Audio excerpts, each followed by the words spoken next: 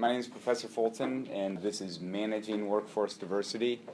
And I think of all the different classes you can take here at SPIA, this hopefully will be a fun one and very practical, and one that's, you have the hard skills like the quantitative classes, and I describe this as the soft skills course. And really, this is one that I see everyone is going to have to engage in. Whether you're working for a private sector organization, public sector organization, nonprofit organization, or if you're just living in your community and engaged in community activities, diversity is a social reality. There's no way to avoid it, and society is becoming increasingly diverse. And so from my perspective, this is like a great soft skill. If you can take the things from this course and incorporate them into your own life and into your own leadership styles, it's something that will help you to be successful, will help your organizations to be successful, will help your communities to be successful. A little bit of my background: I spent 15 years in the nonprofit sector working with university students and communities, connecting college students with their surrounding communities. And part of my experience was at Stanford University, and if anyone knows sort of West Coast, Stanford, right adjacent to Stanford University is East Palo Alto, which is a very low-income, low SES community. And so you think of combining Stanford students and bringing them into a very different culture from their whereabouts on campus was one of the experiences that I had. And then after that, I lived in Compton, California, South Central LA, and worked at Compton Community College and a couple other colleges in South Central area.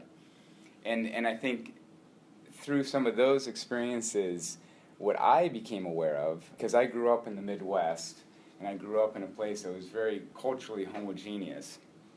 And so by then immersing myself in places that were very different from me gave me an opportunity to see, okay, there are social differences, that my way of viewing the world, my way of making decisions or approaching problems aren't just the normal way for everyone else. And so my hope, and the things that I've learned then, is when I'm in these organizations or in these groups and I have a diverse group of people, I can't just go with the status quo of this is how you run an organization or this is how you run a group, but I need to step back and sort of begin to understand what are the cultural and social dynamics within this organization. And my educational background, I'm an engineer as an undergraduate degree, but then I got my PhD in sociology. And so my hope is that I can combine some of the hard skills of engineering, the analytical rigor that comes with engineering, but then translate it into the soft skills that you might find in sociology and in the social sciences.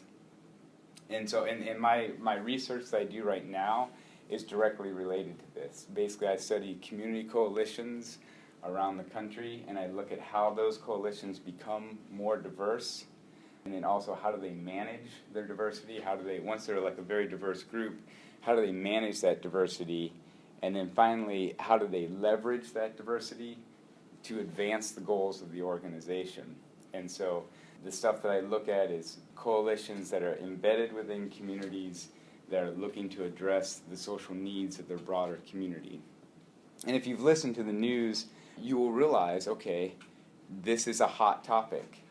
Whether it be Google, who is doing a diversity audit and saying, we're not a very diverse organization, or if you look at Ferguson, Missouri, you'll see that there are all the issues related to race relations within communities that people are struggling to figure out how to manage diversity. And so if you can come to an organization and say, I kind of have some insights on this, I have some background, I've actually studied this and looked at this, you will be an asset to your organization, because most people are scrambling to try and figure out how to crack this diversity code. Not only how to become diverse, but then also how to manage that diversity, and really ultimately how to use that diversity to make the organization better.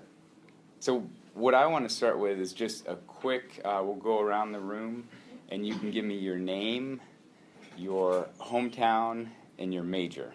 And say it loudly so everyone can hear it. I'm Zach. I'm a management major, and I'm from Fishers. I'm Steven. I'm a senior doing management, and I'm from Long Grove, Illinois, just outside Chicago. I'm David. I'm a management major. I'm from Naperville, Illinois. I'm Luke. I'm a HR major, and I'm from St. John, Indiana. It's like a suburb of Chicago. I'm Ewan, I'm from England, and I'm a management major. I'm Kayla. I'm a human resource management major, and I'm from here, Indiana. I'm Luke, and I'm from New Palestine, Indiana, and I'm a management major. We'll start up with Nick. I'm Nick. I'm a management major, and I'm actually from Louisville. I'm Sam, I'm a management major, and I'm from Fort Wayne. I'm Tucker, I'm a management major, and I'm from Indy. My name is Cole, I'm a management major, and I'm from Jasper, Indiana. Great. Yeah, so I hear the word, so a lot of management and a lot of HR, human resource management majors, and even with this course, Managing Workforce Diversity, I have slight issue with the naming of the course. One with Managing Workforce Diversity, in that managing is good, but I would see it as leading. You know, managing connotes this idea of micromanaging and sort of how can we control and sort of reduce issues or problems or mitigate problems. In reality, if you want to be effective in the world in a diverse world, it's being a leader in that. And so every time I hear the word management, I think of like office or sort of the top-down management type of thing. And really, my desire and my hope in this course is to create leaders who can lead through diversity, lead in the midst of diversity. And so a lot of the focus is equipping you to be leaders within a diverse workforce, leaders within a diverse community. And then also the word workforce I have some issue with because it's too limiting. If you just think about your organization that you're employed by and think of that as just the scope of this course, that is too narrow, because in every sector of your life that you'll be going into after this, or even actually right here now at IU, is going to be a diverse environment. So it's whatever student group that you're involved with, whatever community-based thing that you want to participate in. If you eventually have children and they're in school, it's a diverse school that your kids are in. Or if you go to church or go to some faith community, there's going to be diversity there. And so the idea, all these concepts apply beyond just the workforce. In any type of community or organization that you're a part of, these things will apply. And the thing is, especially if you're of the majority culture, the reality is you don't have to really care. If, me as a white male, I don't have to care about diversity. To some extent, I could just continue living life as is, and I'd be pretty fine. And so it is a choice, especially people of the majority culture, to say, do I want to engage social differences? Because for a long time, the majority culture hasn't had to address that. And they just sort of continue to be sort of, this is the way it is, and we're going to move forward as if we're in control and that everyone will sort of adapt to our majority culture. But I would say that there's drawbacks to that, several drawbacks, not just social and political drawbacks, but even potentially profit-making drawbacks to sort of having one majority culture sort of driving the force of your leadership. And then finally with diversity, it's interesting, when I talk to people about the word diversity, the first thing that comes to their mind is race. And not only just race, but they think black and white.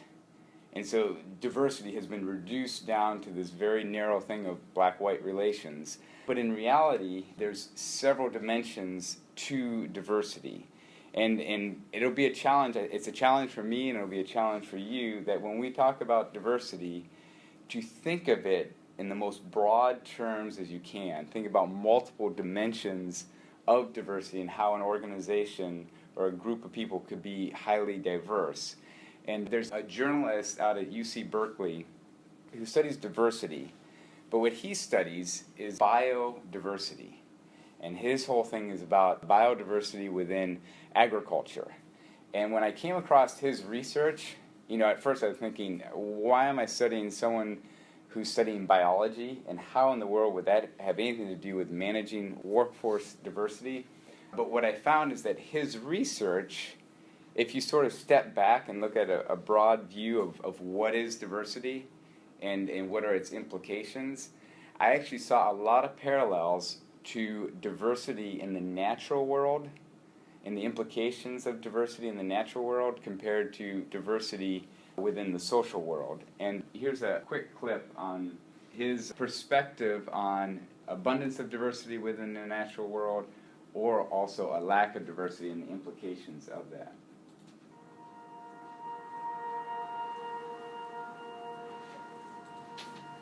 Monoculture is in a way the only thing you need to understand about the way we grow food industrially in this country. In one sense, monocultures are very simple, and in another sense, they're very complex. They're simple in that they represent a simplification of the landscape. You know, every species eliminated but one. They're complex in the sense that they need such a superstructure to hold them up. They need pesticides, they need machinery, they need fertilizer, they need pharmaceuticals in the case of animals. Farmers using monoculture need to buy a lot of things. They need to buy pesticides. Pests love monocultures. I mean, you know, there's so much food that its population explodes. And so monocultures are very vulnerable to disease. The other vulnerability is that they exhaust the soil. Every plant is taking the same things from the soil and not putting things back. Although it's consistent with the logic of industry, make lots of widgets, same size, from one machine, it contradicts the logic of the natural world. You don't find monocultures in nature. Nature just doesn't work that way. Nature doesn't put all her eggs in one basket. It does have a certain power, and undeniably a power. But whenever you have the logic of industry on the one hand and the logic of nature on the other, the logic of nature eventually wins. These huge monocultures in American agriculture and world agriculture are making bees' lives very difficult and creating conditions where they're vulnerable to disease and exposed to pesticide. So, you know, my take on colony collapse is it is one of the signs, the really unmistakable signs, that our food system is unsustainable. It's destroying the conditions upon which it depends. It has internal contradictions that will lead to breakdown. And we've never known where that breakdown will occur, but it may well be the loss of the bees. We know the solution. The solution is not to expose bees to these vast monocultures. So for me, what I found intriguing by this is that, or the hope is that it sort of causes you to sort of step out of your narrow way of thinking about diversity and then looking into the social world and natural world of the implications of monocultures or diverse cultures. And, you know, some of the things that Michael Pollan said in this was that monocultures are susceptible to disease.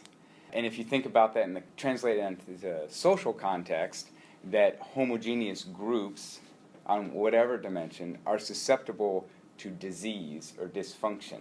Like there's something inherently going to be problematic within these monoculture or homogeneous groups. And the other thing they said that there's this need of such a superstructure to hold them up. And if we think about the social world, there are structures, social structures that are put in place to sustain homogeneity or like-minded thinking. But it takes a lot of energy to sort of keep those structures in place, and those structures also inhibit the thriving of other cultures.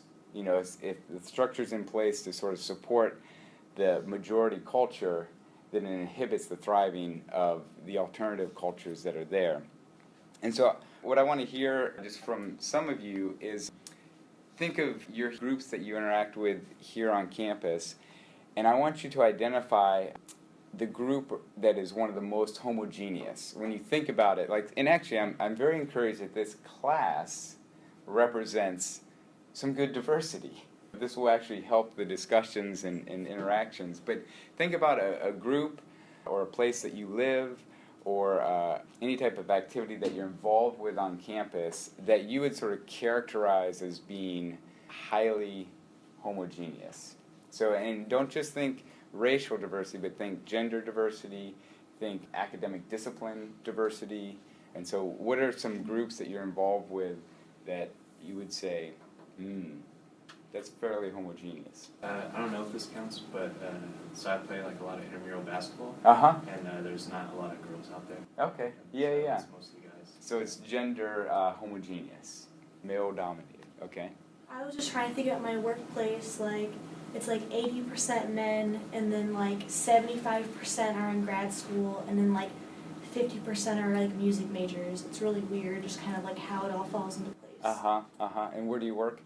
I work for one of the bus services Okay. here, and so like, kind of like you have to be of a certain age to like get the license, like that makes it all grad students. But it's weird that we're all like music majors. Half of them are music majors. Because music majors are good bus drivers, right? I guess it's just how it works out. I don't know.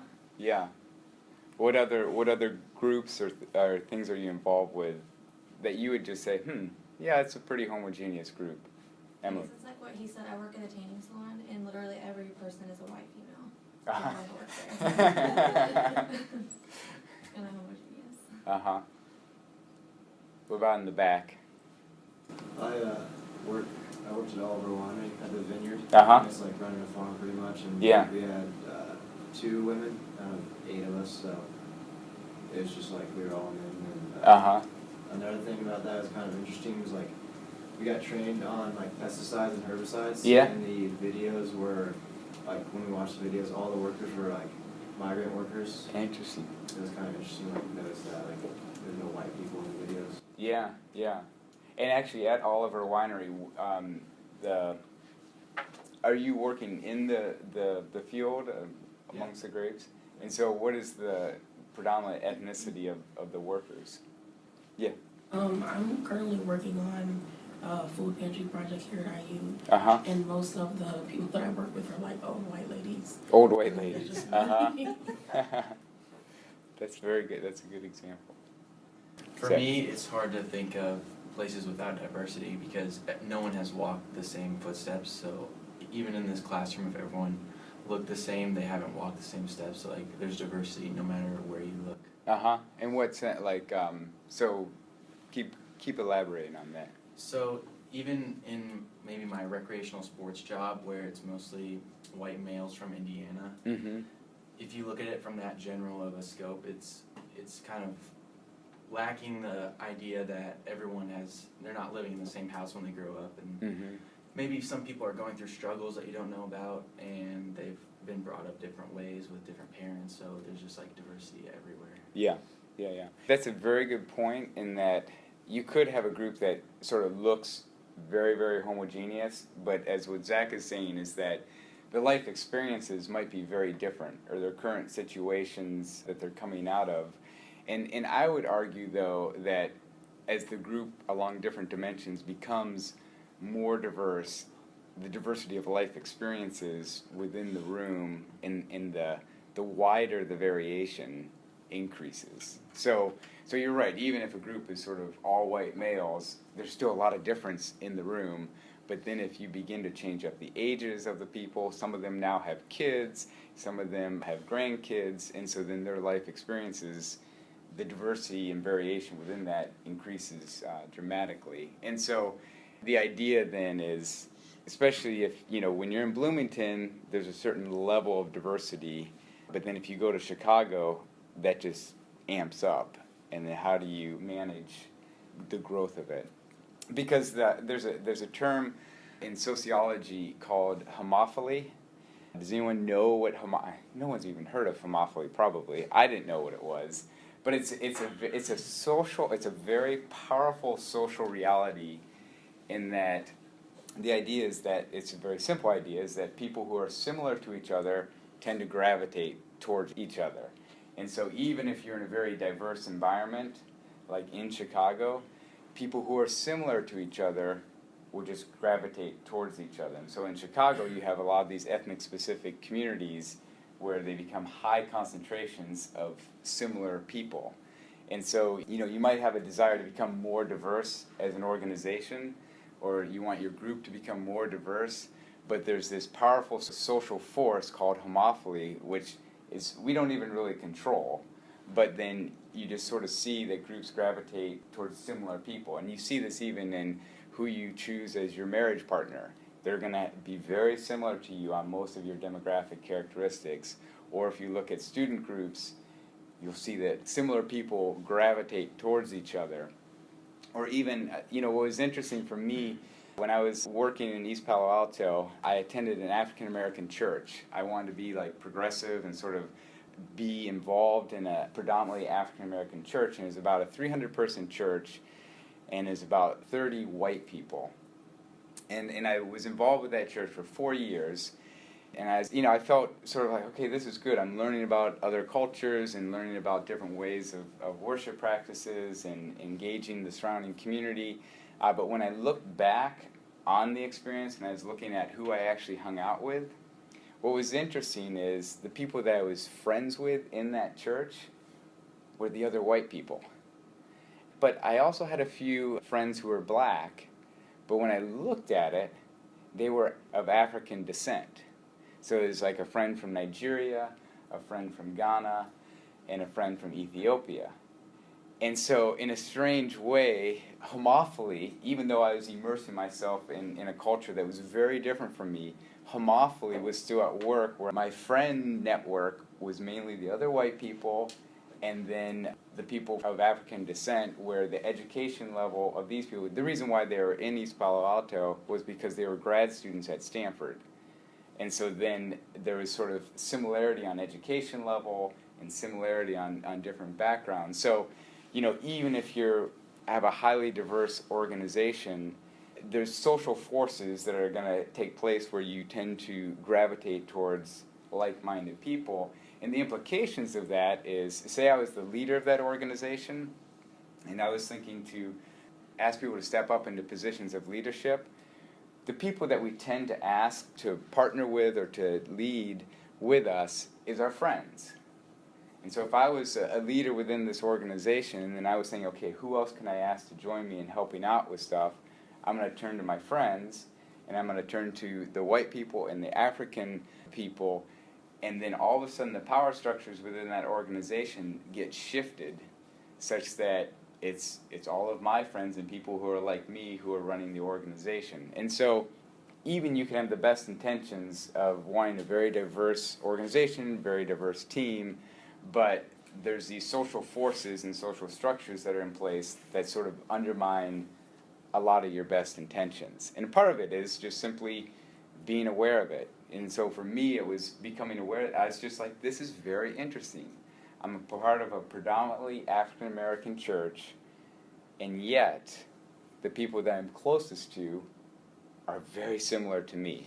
And so even the whole aspiration of being a part of a diverse community wasn't really being fully lived out. So as we enter into this course, I want you guys to pull out a piece of paper. I'm going to ask you to write down, why are you taking this course, and what do you hope to get out of it? So just jot down a few notes of why are you taking this course, and what do you hope to get out of it?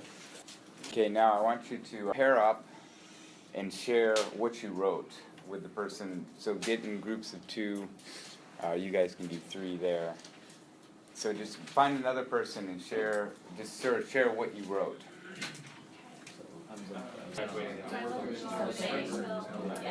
Okay, how about some of the people share with the whole group why you're taking the course and what you hope to get out of it. I think I heard a good one by Nick. Basically, I just think that diversity issues are interesting. I think it's just looking at the underlying facts of why things are the way they are, and then why it's okay to talk about it sometimes, but then some other times it's not necessarily that okay to talk about it, and just why that is. And so it just kind of interests me. So. Sam. The company I want to work for, they have 13,000 employees, and they actually have a required diversity class that every employee has to take within like 3 months of getting their job. And I want to do communications and HR, so I think it's really important to be able to try to be on the same level as some people, because like they have so many like different income brackets within that organization, and that just sets so many people apart anyways. And then when you add on gender and race and sexual orientation and stuff like that, it Mhm. becomes really. Which organization is it? It's Norton Healthcare in Louisville, Kentucky. Okay. Have they already said, we want to give you a job, Sam? We're working on it. I've been working the last 2 summers, so it's been Okay. promising. Oh, that's good. And then you can come in and say, well, I've already taken the class, so. That's good. Other people? Stephen? I worked at a really diverse place this summer, a huge organization, and I just want to gain confidence skills on diversity and just learning all sorts of forms. Uh-huh. Not just the traditional, like what you were saying, but from the video, like other forms that I'm not aware of. Yeah, yeah. Which organization was it? I was at GE Healthcare. Okay. Where, based where? They're based in Milwaukee. I was in their Barrington, Illinois office. Okay. It's close to my house. Okay. It's just traveling time. Great. How do you pronounce your name? Ewan. Ewan. Yeah. Okay. I also worked at a really diverse organization called Cummins in Columbus, Indiana this past summer. And from working there, I really saw that there's a lot of really like kind of different people. It's a really diverse workforce. And just seeing like the different perspectives that were brought up and how like everyone managed like different tasks was really interesting to see. Mm-hmm. And I'm like just really interested in like all that. Yeah, yeah, yeah. No, that's very good. Which organization was it? Cummins. Oh, Cummins, okay. What about back here? I think at some point in my career I'd like to be in a management or leadership position, and in another respect on my own company at some point. Uh-huh. Yeah.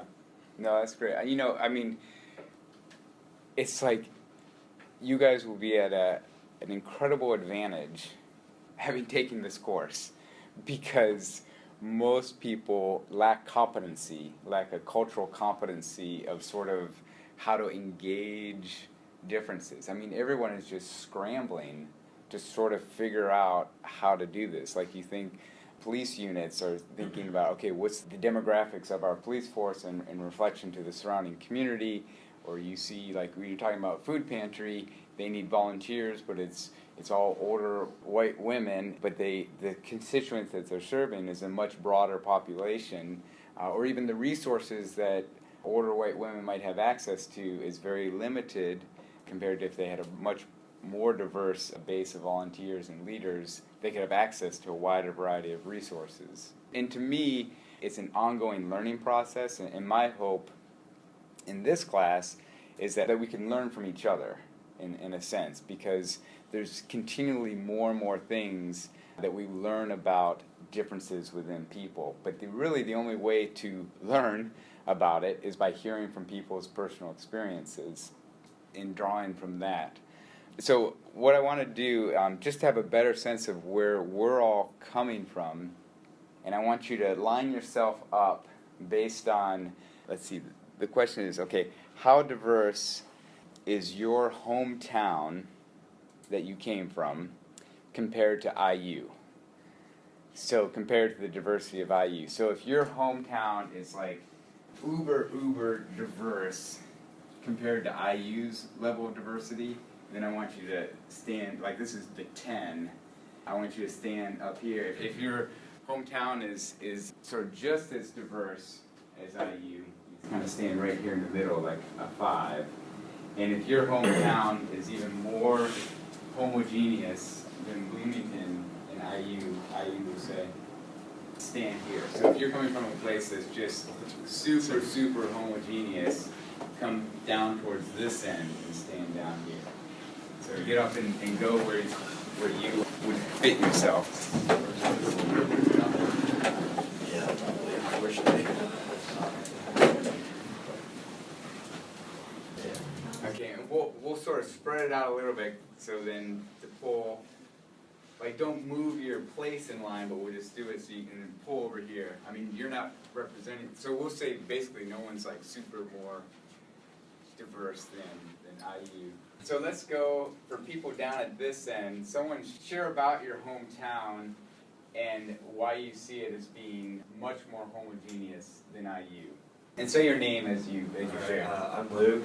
I'm from New Palestine, Indiana. It's a small town, like 3 minutes east of Indianapolis, and it's just predominantly white. There's like probably one African American that I graduated with out of like 270 people. So I figured it's predominantly. How big is the town? Roughly? I'm not really sure. I think there's only like 2,000 residents in the town, and then all the outskirts have like people still in the school. Okay, wow, great. Someone else from the more homogeneous communities. I'm Emily. I'm from Brownstown, Indiana, so it's like an hour south of here, but it's like not close to anything, like no cities. And it's like basically kind of like a really rural area, so it's very homogeneous because everyone just kind of stays there and they don't really move away. So I think that's kind of the main issue. And it's very small. Very small. So someone in the middle range. I'm from Columbus, and like he said, he worked at Cummins, that's where like their headquarters is, so because of them, they have they drive the workforce there, so they have a lot of people coming from all over to work there, and it's actually like changed the way the city, there's a lot of culture in the city now. Uh-huh. And then on this end, we'll have to go with you because you're coming from. Yeah, I went to Pike High School. It's on the northwest side of Indy. When I graduated, there was 54 different countries represented in the high school. I was a part of like the 10% white, and then a heavy majority of just others. So it was pretty diverse. And you have from trust fund babies to people who are on food stamps in the same class, and it's very different. Yeah. So what's your experience then coming to IU? I mean, it was good culturally for me because I feel like I can get along with just about anybody. But I mean, yeah, this is always where I wanted to go, so it didn't really go. Someone else on the higher end. Well, actually, being from Bloomington, I feel like I'm kind of blowing more. Yeah, people, but, that's right. But it is different outside of campus than it is on campus. It's way more diverse on campus. But outside, it's still pretty diverse. But there's definitely still some Southern Indiana vibes going. So, yeah. So, okay, well that's good. I mean, part of that will help us to get a sense of where we're coming from in our experiences. You guys can go back to your seat. Does anyone not have a name card made? Everyone has a name card. Here's some statistics, and it's basically the demographics, the racial demographics of IU. Anyone guess what the 81% is? So we have 81% white, but then these are kind of interesting. They're actually all fairly similar, but any guesses of what the next most represented racial group on campus? And what's interesting, 3.9% identify as being mixed race, but of those 3.9% that identify as being mixed race, over 95% are white and something else, versus like Latino and African American or Asian and African American. It's white and. I don't know exactly what that means, but I just found that very interesting that 95% of the people that are of a mixed race are white and something else. And then these statistics are for the state of Indiana. So in the state of Indiana, 81% are white, 6.4% are Latino, 1.9% are Asian, and 9.5% are African American. And a lot of times when people talk about diversity, sort of the default in terms of like with racial diversity is, oh, well, if we want to have, if we want to achieve diversity, let's have it be 25% white, 25% black, 25% Asian, 25% Latino. And that's sort of one way of thinking about diversity, like let's just make it as diverse as possible. But another way of thinking about diversity is representativeness. So when you think about your organization and you're assessing the level of diversity, rather than sort of have the bar be equal representation across the organization, another way of thinking about it would be how representative is your organization of its surrounding community. So if you're a school and you're looking at the teachers and how diverse is our collection of teachers, it might not necessarily be necessary to aspire to equal proportions of every racial group. What you could do is look at your student population and what students are being taught in your school, and what students are in the surrounding community, and sort of aspiring to have your teachers be representative of the students being taught. And that's not just racially, but then even gender. You know, if you look at elementary schools, there's a way over-representation of female teachers compared to male teachers. And in some ways, this can free up an organization to think, okay, like, how are we going to get 25% of our teachers to be Asian American when in the entire state of Indiana, only 1.9% of the people are Asian? But you could look at it from a different lens and say, well, gosh, what proportion of our students are Asian American, and what proportion of our teachers are Asian American? And think about it through that lens, especially in a place like Indiana where you might have just less diversity to begin with, it'll sort of free you up to think about it in a different lens, of thinking about it in terms of representativeness versus just strict sort of proportions and even proportions across the board. So then with this course, as I alluded to, the way that we're going to look at it, and it's going to be sort of framed throughout, is in three focuses. And the first is the idea of how do you as an organization achieve diversity? So like the first step is becoming diverse. Like how do you help an organization or group become diverse? And then the next step would be the managing diversity, sort of how do you help an organization negotiate differences or navigate the differences that emerge as a result of being diverse. So you have achieving diversity, managing diversity. And with managing diversity, some of the things that come up is the differences that you would find would be in terms of communication, like different styles of communication. One of the things that when I was in California, we had a large Asian American population, and I'd be leading group exercises and group discussions and brainstorming. And one of the things that I experienced and realized was that amongst the Asian American leaders, I would very rarely get direct input on ideas and their thoughts on, what we should do as an organization. And for my culture, it was sort of like, hey, speak up if you have something to say, and even disagree with me in that moment. But what I learned was that because a lot of the Asian American leaders were not speaking up, we as an organization were missing out on what they could contribute to this brainstorming or problem-solving process. And so for me, it was a matter of recognizing differences in communication styles. And so I was like, okay, I know that they have something valuable to contribute, but there's something about my leadership and my style of leading problem-solving or brainstorming that was inhibiting them from sharing. And so I was thinking through, part of it was just simply asking them, like, outside of the meeting, of saying, hey, listen, I'm curious, like, I noticed that you were kind of quiet during the meeting, and I'd like to better understand why that was the case. And what I found over time was, a lot of it was just like, well, you're the leader, and I don't want to be disrespectful, or I don't want to have the wrong answer, or I don't want to contradict what someone else is saying. And so there's a lot of just sort of inhibitions, but it's rooted in this idea of wanting to show respect and wanting to submit to authority.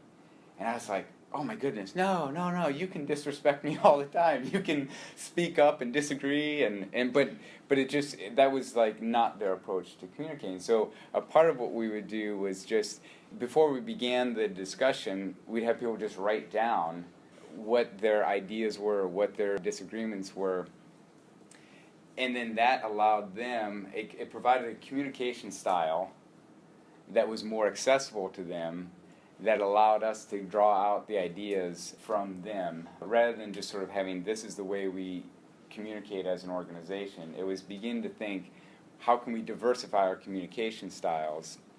Another thing was issues related to power that come up when you have social differences. So if you have class differences, there's certain leadership characteristics that are developed, that the higher socioeconomic status you have, there's certain leadership characteristics that you're sort of trained and developed in, that the higher class person would naturally take charge and lead a situation, and yet what happens in that is that the people that are of lower socioeconomic status don't get developed as leaders and they get overlooked. And so if you think about the power dynamics within an organization, and if I'm trying to lead and develop leaders, it isn't just sort of saying, well, who are the natural leaders and the ones who just sort of step up. They are natural leaders, but they've been conditioned and developed based on their class status. And so it's identifying ways of helping to empower lower class people who might not have had the training and the skills of like public speaking or even debate or engaging in critical problem solving, of thinking of ways of, okay, how do you develop them in their leadership skills so that they're equal contributors to the organization? Because otherwise you could have a very class diverse organization, but it's still led by the higher SES people, and the lower class people, their voice and their contribution is minimized. And so a lot of what the managing of diversity is involved in sort of how do you identify these things like communication styles, power differences. Some of the other things is how you resolve conflict, and then also identifying what are some of the dominant cultures or the dominant norms that are present in the organization, and the other ways of doing things just sort of get pressed out. The idea is how do you then recognize, okay, there's different ways of doing things, there's different ways of approaching problem solving, and begin to incorporate those into your leadership style. And so we have achieving diversity, how do you help your organization become more diverse, managing diversity, like once you have a room full of diverse people, there's going to be more conflict, there's going to be more differences, how do you manage that?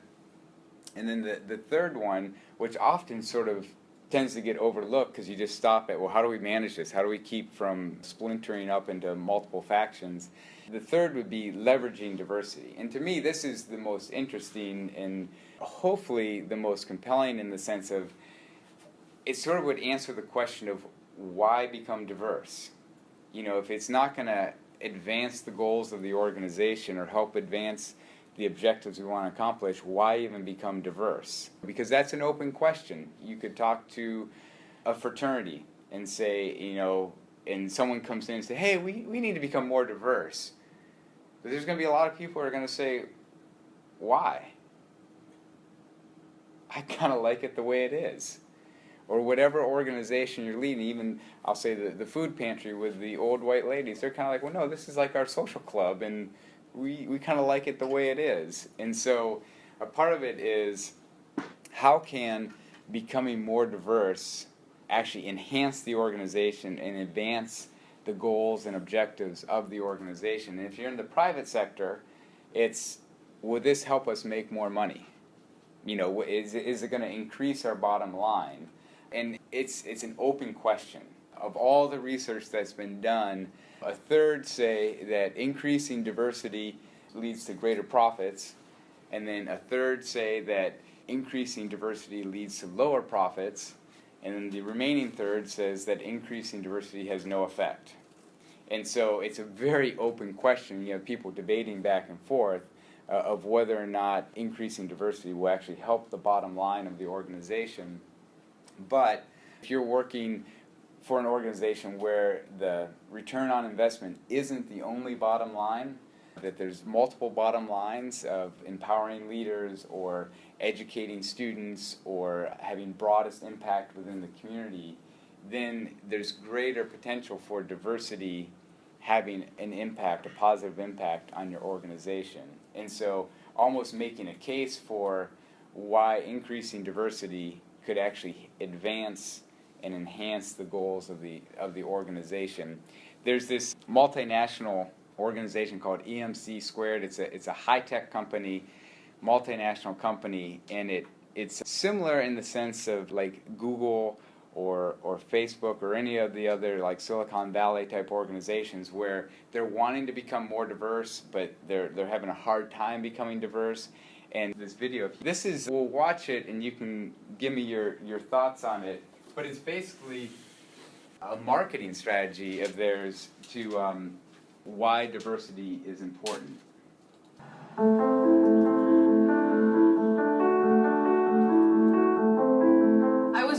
from here. I studied in different countries. I encountered different cultures. I always thought that the ability to adapt to change was a strength. I felt the need to push myself to new challenges and grow with the years. EMC, life's choices make us all different. At EMC, I work with many outstanding people. I've understood that by putting different personalities on the same project, we usually get the results that go way beyond the simple sum of everyone's individual work.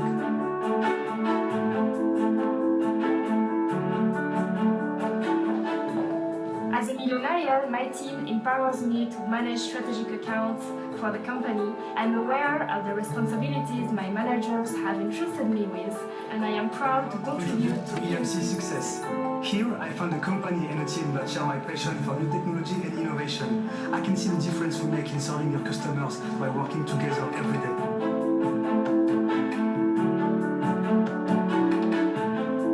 Being a working mother means to be able to manage two worlds without ignoring one or the other. I'm able to conciliate my family life and my professional life. At EMC, flexibility is a key factor in our business relationships. Thanks to my origins, I contribute to the rich culture of the company. I learn from my colleagues and they learn from me. And I know that EMC gives me the opportunity to grow. The human component has always been essential in my career, and I found that here.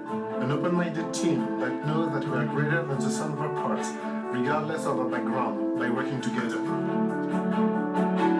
I have seen the company progress from its roots to become market leader. My greatest pleasure is sharing these experiences with my team to help the next generation of employees.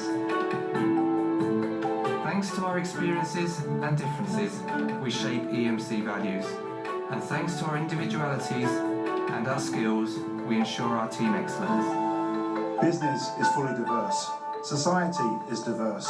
Our customers are diverse. Talent globally is fully diverse. EMC is a diverse company. We want the most talented people in the entire industry to come build their career with us here at EMC, to share the benefits of their knowledge with our customer base.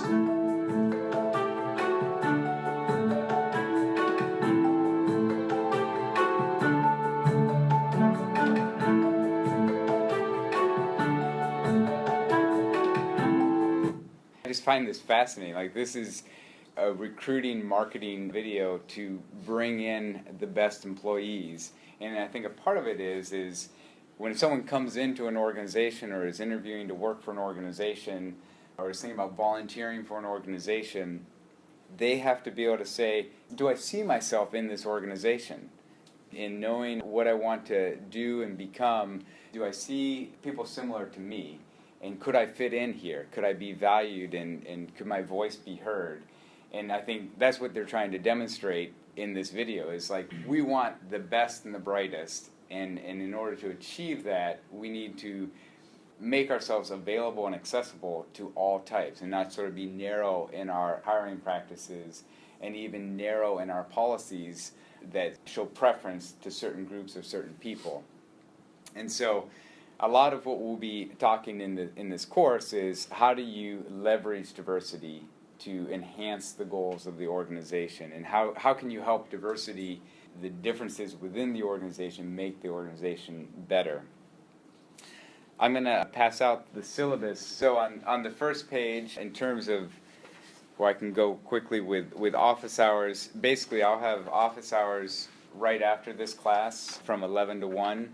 And my office is up in SPIA 419, which is basically the top corner of the building, top northwest corner of the building. But if that block of time doesn't work for you and you still want to meet, just email me and we can set up a time that works.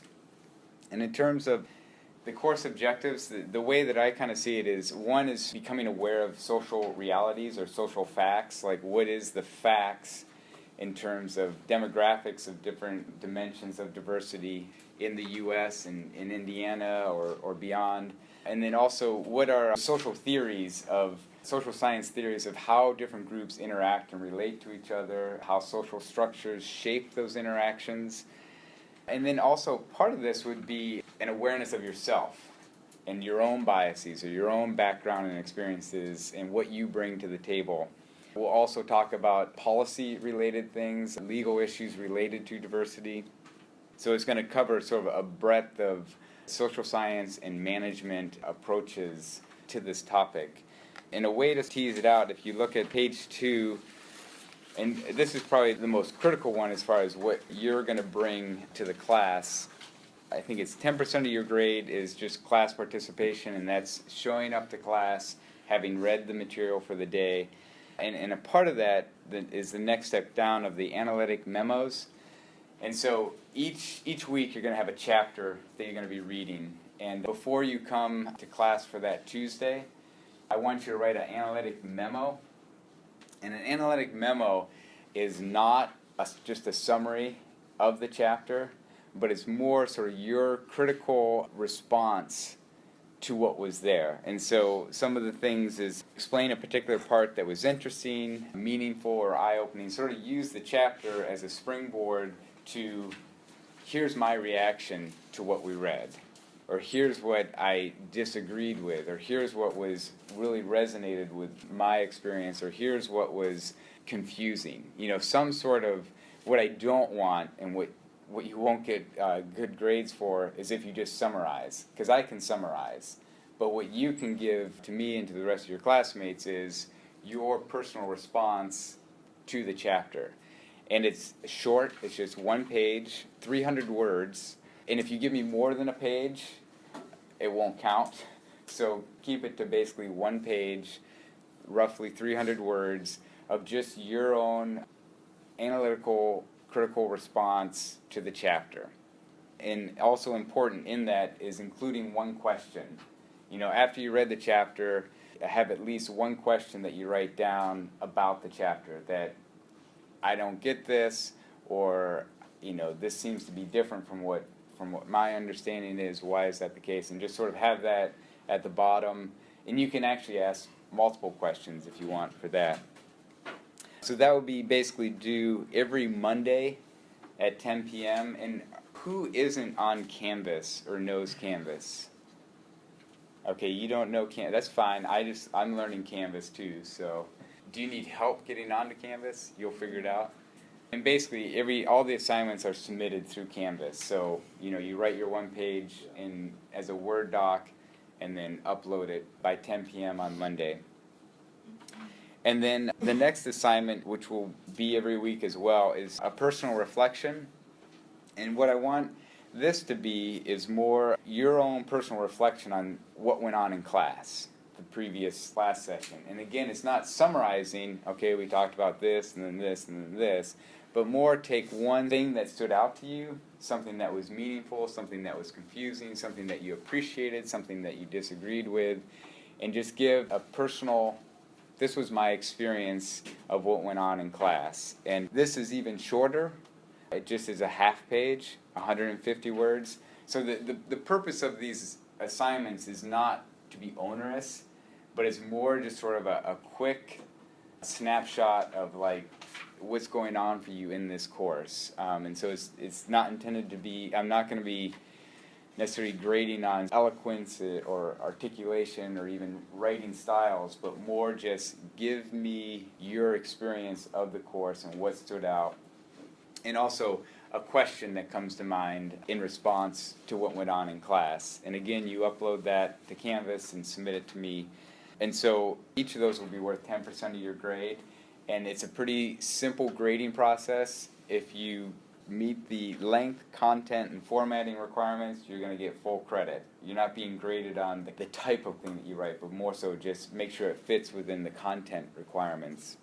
And if you do it only halfway, like you don't meet all of the requirements, but you hand something in, you'll get half credit. And if you don't do it, then you'll get 0. So, you know, these aren't going to be detailed grade things, but I'm going to be using them to enhance the quality of the course and to just sort of get a sense of what you guys are comprehending and taking in. And then the next, if you flip over so there'll be 3 exams, 2 exams during the course of the semester, which will be multiple choice and short answer, and then a final exam. Each of them will be worth 15% of your grade. And then the big cumulative project for this course, it's under the title of Diversity Audit Project, And this is going to be a group project. There's going to be 4 people per group. And the way this is going to be done, and I base this off of what Google has done. Google, about a year and a half ago, came out and they did a diversity audit. And like a tax audit is when they go in and look at all your books and sort of say, what's the state of the organization, and is what's on paper reflected in reality. And so a diversity audit is basically going into an organization and assessing the level of diversity within the organization, both on how well are they achieving diversity and managing diversity and leveraging diversity. And so in your groups, you will identify an organization, whether it be an IU student organization or an organization in Bloomington, that's large enough to reflect somewhat substantial, or to have the potential to reflect diversity.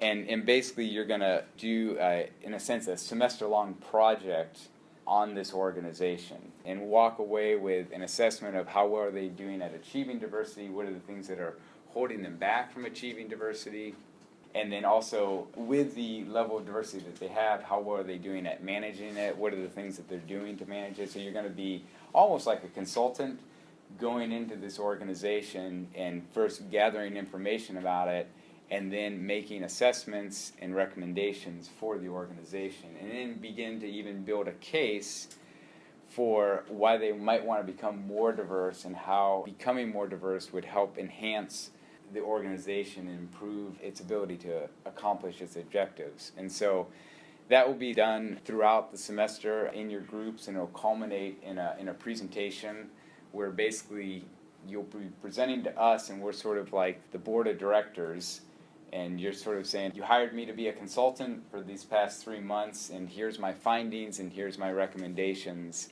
So that will be the presentation, and then you'll give a formal report.